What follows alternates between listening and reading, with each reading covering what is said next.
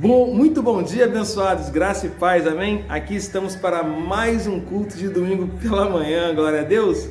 Antes de começarmos a louvar o Senhor, eu gostaria de compartilhar um versículo da palavra de Deus que se encontra em Salmos 145, versículo 3, que diz assim: Grande é o Senhor e digno de ser louvado, sua grandeza não tem limites, amém? Vamos louvar o Senhor.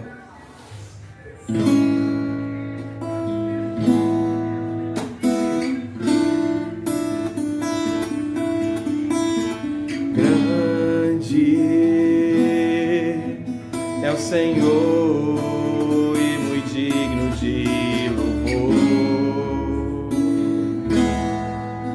na cidade do nosso Deus, seu santo monte, a alegria de toda a terra.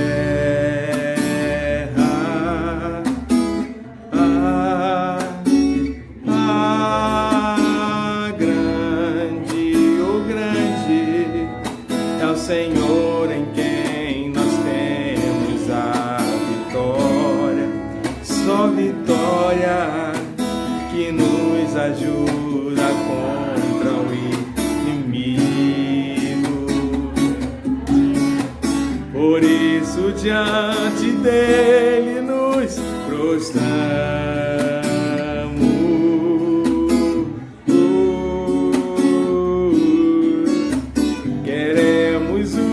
Teu nome engrandecer e agradecer-te por tua obra em nossas vidas.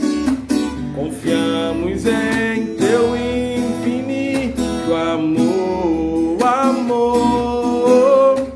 pois só tu és o Deus eterno sobre toda a terra e céus.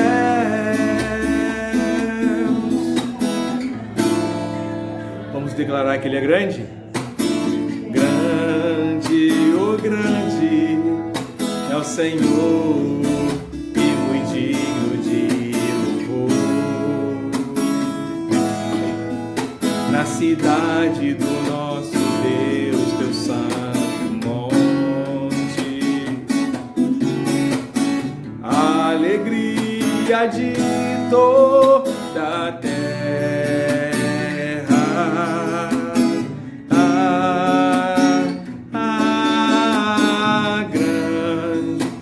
Grande é o Senhor em quem nós temos a vitória, só vitória que nos ajuda contra o inimigo. Por isso, diante dele nos prostramos.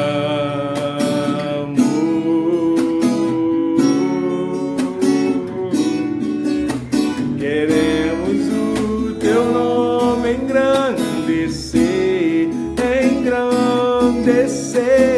e agradecer-te por tua obra em nossas vidas. Confiamos em seu infinito amor, pois só tu és o Deus eterno sobre toda a terra e céus.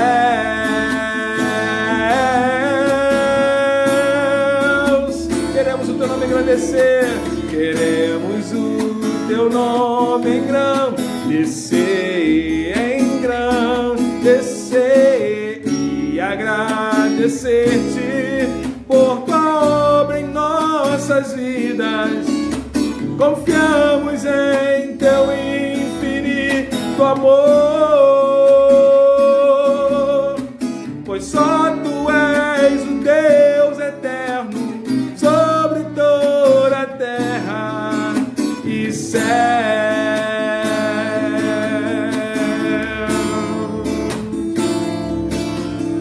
E céu.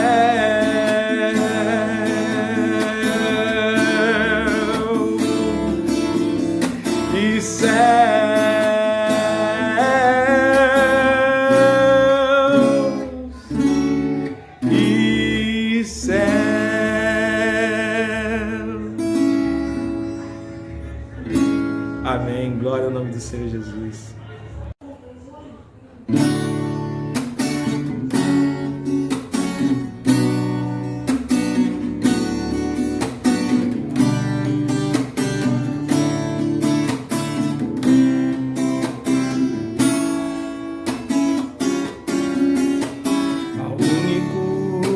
Que é digno de receber a honra e a glória, a força e o poder ao Rei eterno e imortal, invisível, mais real. A Ele ministramos o louvor.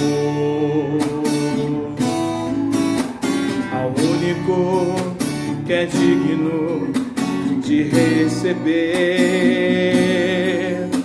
a honra e a glória, a força e o poder ao Rei eterno e imortal, invisível, mais real. A Ele ministramos Coramos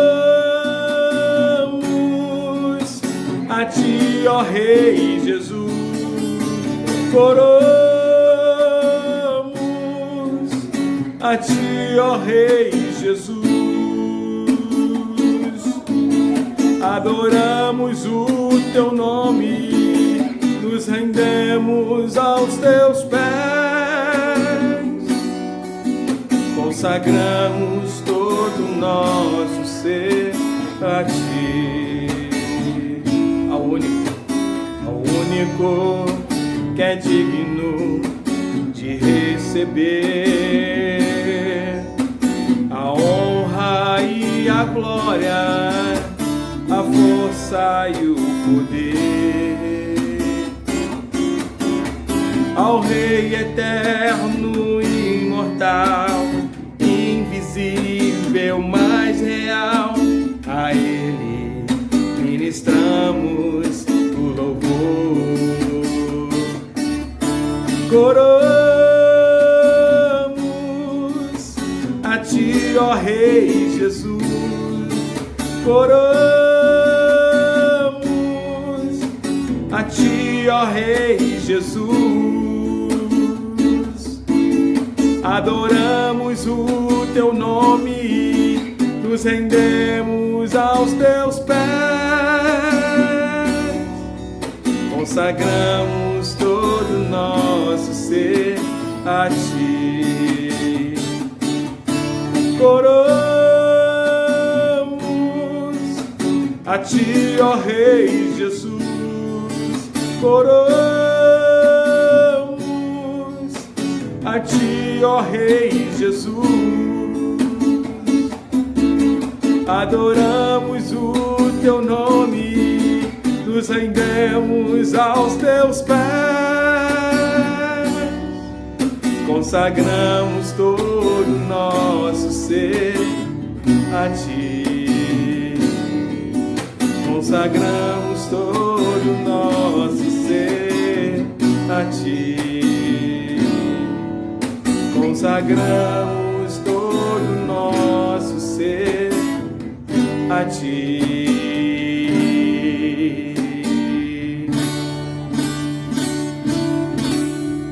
Glória ao nome do Senhor Jesus. Amém.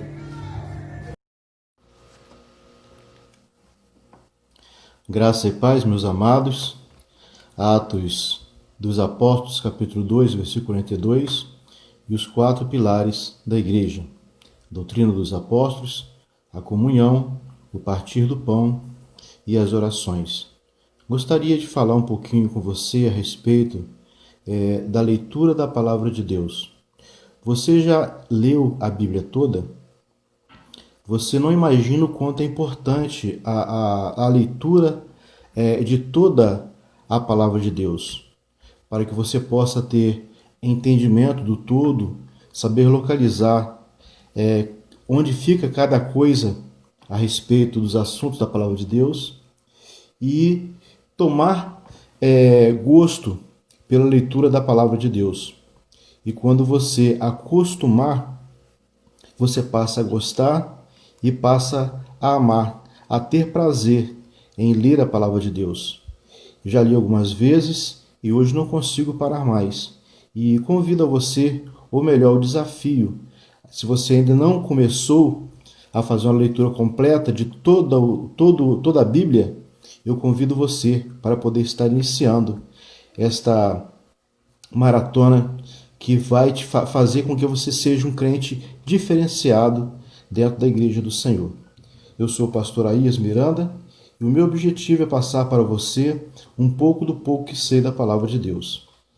Hoje continuaremos estudando o tópico 3 da lição número 2 da nossa revista da Escola Bíblica Dominical. O tema da lição é a natureza humana. O texto base se encontra em Gênesis capítulo 2, versículo 7 e Efésios capítulo 2, versículos 4 a 10. Convido você a pegar a sua Bíblia, a sua revista e estaremos lendo a palavra de Deus. Gênesis capítulo 2, versículo 7. E formou o Senhor Deus o homem do pó da terra e soprou em seus narizes o fôlego da vida, e o homem foi feito alma vivente. Efésios capítulo 2, versículo 4 a 10. Mas Deus, que é riquíssimo em misericórdia, pelo seu muito amor com que nos amou, estando nós ainda mortos em nossas ofensas, nos vivificou juntamente com Cristo, pela graça sois salvos, e nos ressuscitou juntamente com ele, e nos fez assentar nos lugares celestiais em Cristo Jesus, para mostrar nos séculos vindouros as abundantes riquezas da sua graça, pela sua benignidade para conosco em Cristo Jesus. Porque pela graça sois salvos, por meio da fé, e isso não vem de vós, é dom de Deus. Não vem das obras, para que ninguém se glorie.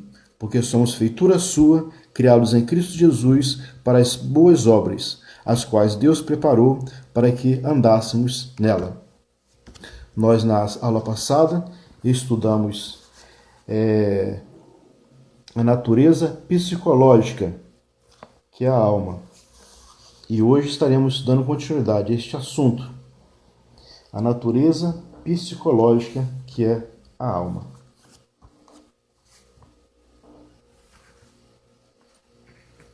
Foi Deus quem fez a alma. O rei Zedequias disse ao profeta do Senhor: Vive o Senhor que nos fez esta alma. Jeremias 38, verso 16. Neste versículo encontramos a mesma palavra que Deus havia usado quando disse: Façamos o homem à nossa imagem, em Gênesis 1, versículo 26. E mais tarde, quando disse: Far-lhe-ei uma adjutora, Gênesis 2, versículo 18. Deus fez o corpo, tanto de Adão como de Eva, e também fez a alma de cada pessoa, por um ato de criação. As palavras do Senhor, por intermédio de Isaías, confirmam isto quando disse: Para sempre não contenderei, nem continuamente me indignarei, porque o espírito perante a minha face enfraqueceria, e as almas que eu fiz. E algumas Bíblias diz fôlego. Isaías 57, versículo 16. Já mostramos que esta alma que Deus fez dá ao homem consciência do mundo em que ele vive, e através deste conhecimento lhe causa certas emoções. No seu estado original, a alma funcionava em perfeita harmonia com o corpo e o espírito, levando o homem a deliciar-se nas coisas de Deus, que Deus havia feito, e através delas engrandecer a Deus, o Criador. Ele sentia prazer, ele adorava, vendo e conhecendo as obras maravilhosas de Deus. Mas o pecado estragou tudo isso. Agora a alma dá-nos consciência das coisas materiais, como no dia em que Deus fez Adão, porém ela nos prende a estas coisas, afastando-nos assim de Deus. Ela nos faz materialistas e, portanto, prejudica-nos espiritualmente. Em 1 Coríntios capítulo 2, versículo 14, lemos que o homem natural não compreende as coisas do Espírito de Deus, porque lhe parecem loucura, e não pode entendê-las, porque elas se discernem espiritualmente. Apesar do fato de que a alma é dotada de inteligência, ela impede o homem de compreender as coisas espirituais. O homem natural é um homem caracterizado pelo domínio da alma e dá-lhe conhecimento de coisas materiais, mas não das coisas espirituais, até impede que ele as entenda. Enquanto o homem permanece neste estado sob o controle da alma, é impossível que ele entenda as coisas de Deus. Lembrando, já falei sobre isso, eu vou repetir, existe uma guerra dentro de cada um de nós, entre o espírito, o nosso espírito e o nosso corpo. E a nossa alma fica entre os dois. E, naturalmente, ela pende para o lado que mais é alimentado. Se você alimentar mais o seu corpo, com as coisas físicas, as coisas materiais, a alma vai pender para este lado, lado do corpo. Agora, se você alimentar o seu espírito com as coisas espirituais, as coisas de Deus, a sua alma vai pender para o lado espiritual, ou seja, ela fica do lado que mais lhe é conveniente. E, naturalmente, ela pende para o lado da carne, que é o corpo. A alma do cristão. Devido ao pecado, a alma exerce uma influência maléfica do ser humano, mas a salvação que Deus dá modifica tudo isso. Quando Deus salva um pecador, ele salva o ser inteiro. Já notamos que, como o Senhor Jesus Cristo é o Salvador do corpo, e como ele comprou o corpo por um bom preço, mas é bom saber que esta salvação alcança também a alma. Pedro menciona a salvação da alma em 1 Pedro 1,9. Gostaria de convidá-lo a fazer essa leitura. Livro 1 Pedro 1,9. Vamos ler juntos a palavra de Deus.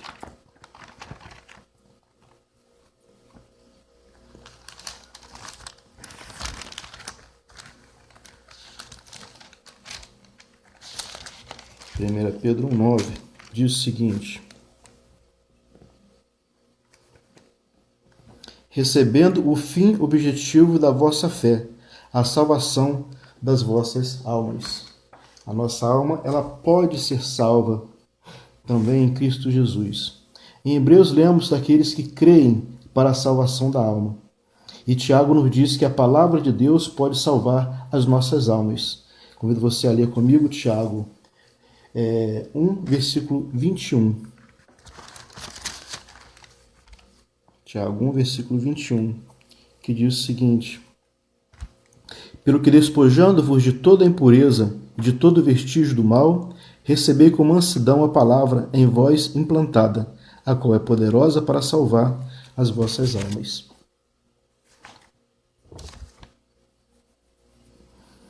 O fato de Cristo ter salvado o corpo não o livra das consequências presentes do pecado. Ele ainda está sujeito à doença, ele sente fraqueza e ele morre. Já falei anteriormente, o corpo, enquanto estiver aqui neste mundo, ele está sujeito ao adoecimento, ao envelhecimento e à morte. Da mesma forma, a alma salva ainda sofre os efeitos do pecado e ela pode prender o cristão às coisas materiais e sensuais, desviando-o do seu verdadeiro caminho. Devido a este fato, o cristão enfrenta uma luta sem tréguas. As forças inimigas são fortes e persistentes, mas o cristão não está sozinho. Ele tem o pastor e bispo de sua alma. 1 Pedro 2,25. E como pastor da alma, o Senhor aguardará dos ataques do inimigo e lhe dará o alimento necessário da sua palavra. E como bispo da alma, ele a orientará e a amparará, até mesmo nas horas difíceis de perseguição. O cristão ainda pode encomendar a sua alma a Deus como fiel Criador. 1 Pedro 4, versículo 19, vamos ler.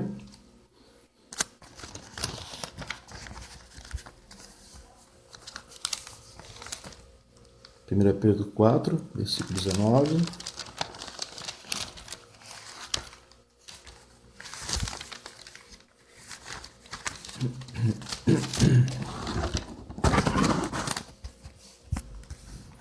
Diz o seguinte: portanto, também os que padecem segundo a vontade de Deus, encomendem suas almas ao fiel Criador, fazendo o bem.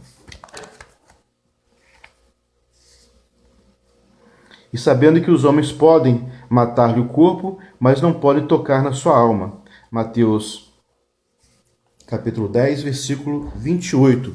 Também convido você a ler esse texto comigo. Mateus, capítulo 10, versículo 28. Não temais os que matam o corpo e não podem matar a alma. Temei antes aquele que pode fazer perecer no inferno tanto a alma como o corpo. Lembrando que na aula passada eu havia perguntado se a alma do homem pode morrer. E aqui vemos, no estudo que já fizemos até o momento, as citações bíblicas, que isso não acontece. A alma ela permanece viva, né? Mas qual é o futuro da nossa alma? Na hora da morte, a alma deixa o corpo. Bem no começo da Bíblia, o Espírito Santo revela isso descrevendo a morte de Raquel, da seguinte forma: saindo-lhe a alma. Gênesis 35, versículo 18. Na história do filho da viúva de Serepta, vemos este fato outra vez. Pois Elias, estendendo-se sobre o cadáver do menino, clamou ao Senhor e disse: rogo-te que torne a alma deste menino a entrar nele. 1 Reis 17, versículo 21. O Senhor ouviu a voz de Elias e a alma do menino tornou a entrar nele e reviveu. Versículo 22. Quando Raquel morreu, a sua alma não morreu, saiu do seu corpo. Quando o filho da viúva morreu, a sua alma não morreu, saiu do seu corpo, e quando tornou a entrar no seu corpo, o menino reviveu. Passando para o Novo Testamento, achamos a confirmação deste fato. O apóstolo João viu em visão servos de Deus que serão mortos durante a grande tribulação. Apocalipse capítulo 6, do versículos 9 ao 11, e convido você a ler comigo. Apocalipse capítulo 6, do 9 ao 11. Diz o seguinte: quando ele abriu o quinto selo, vi debaixo do altar as almas dos que foram mortos por causa da palavra de Deus e por causa do testemunho que deram. E clamavam com grande voz, dizendo: até quando, ó verdadeiro e santo soberano, não julgues e vingas o nosso sangue dos que habitam sobre a terra? E foram dadas a cada um deles compridas vestes brancas, e foi-lhes dito que repousassem ainda por pouco tempo, até que se completasse o número de seus conservos e seus irmãos, que haviam de ser mortos, como também eles foram. Ou seja, nós entendemos aqui pelo texto lido que aquelas pessoas que estavam ali, aquelas almas que estavam ali, elas clamavam e mostravam que tinham lembrança do que já havia acontecido. Considerando bem estes versículos, o leitor verá que as almas daqueles mortos estavam no céu, enquanto que os seus corpos apodreciam na terra. E veja mais uma coisa impressionante. Estas almas estavam conscientes, elas não estavam dormindo, elas conversavam com Deus. Elas se lembravam das coisas que lhes tinham acontecido na terra. Impressionante, muito impressionante isso. Enquanto seus corpos apodreciam na terra, as suas almas estavam em plena consciência na presença de Deus. Estavam na posse de todas as suas faculdades. O Senhor Jesus falou uma vez que 2 homens que morreram, em Lucas 16, 19 a 31, e revelou muita coisa sobre a condição das almas depois de saírem do corpo. Aqueles 2 homens estavam conscientes na eternidade, pois Lázaro estava sendo confortado, enquanto que o rico estava sendo atormentado. Desculpa. As 2 palavras conforto e tormento são termos que só têm sentido se a pessoa estiver consciente. Além disso, vemos que o rico possuía memória, pois se lembrava de seus 5 irmãos na terra, no versículo 23. E o próprio Abraão disse-lhe que deveria lembrar-se da sua vida e das oportunidades que ele teve. Tudo isso deixa bem claro que a alma que sai do corpo não deixa de existir. Também é claro que ela não dorme na inconsciência. Ela continua vivendo fora do corpo, depois da morte deste.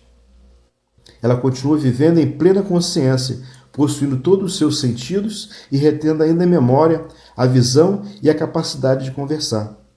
Se a alma foi salva em vida, ela deixa o corpo para habitar com o Senhor, em gozo, em alegria. Se ela não foi salva em vida, ela deixa o corpo para entrar em tormentos eternos. Os textos acima citados, mencionados, são suficientes para provar isto. Porém, ainda não é o fim, haverá ressurreição. Todos os que morrem ressuscitarão. Convido você a ler comigo João capítulo 5, versículo 28 e 29. Evangelho de João capítulo 5, versículo 28 e 29. Vamos ler junto a palavra de Deus.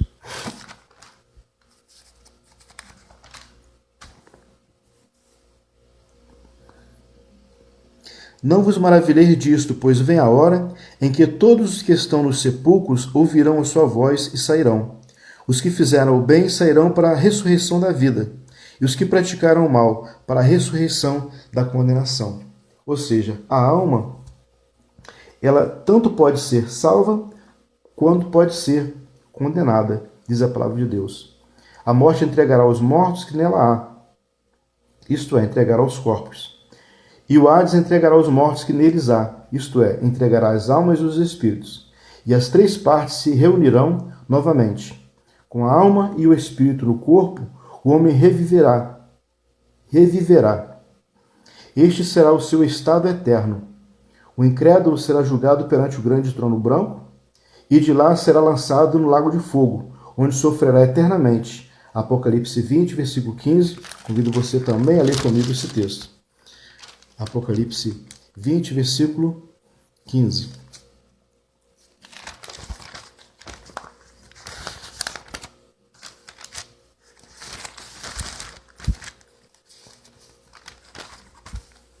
Diz o seguinte: e todo aquele que não foi achado inscrito no livro da vida foi lançado no lago de fogo, que é chamado de a segunda morte ou morte eterna.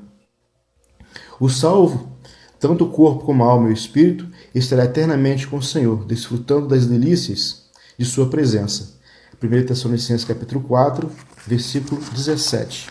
Convido você, vamos estar lendo também esse texto junto. 1 Tessalonicenses capítulo 4, versículo 17. Depois nós, os que ficarmos vivos, seremos arrebatados juntamente com eles nas nuvens, para o encontro do Senhor nos ares. E assim estaremos para sempre com o Senhor. Isso nos traz conforto, nos traz esperança, nos traz alegria em nossa alma, sabendo que no momento em que cremos em Cristo, nós estamos salvando não somente o nosso corpo, mas o nosso corpo, a nossa alma e o nosso espírito, e estaremos para sempre com o Senhor. Então terminamos aqui a segunda parte do tópico 3 da lição número 2. E na semana que vem estaremos fazendo um resumo final ainda sobre a alma, onde estaremos convidando uma psicóloga que estará especialista nesse assunto, em tratar a alma, na cura da alma, que estará fazendo o resumo de todo esse nosso estudo. Que o Senhor assim nos abençoe. Amém.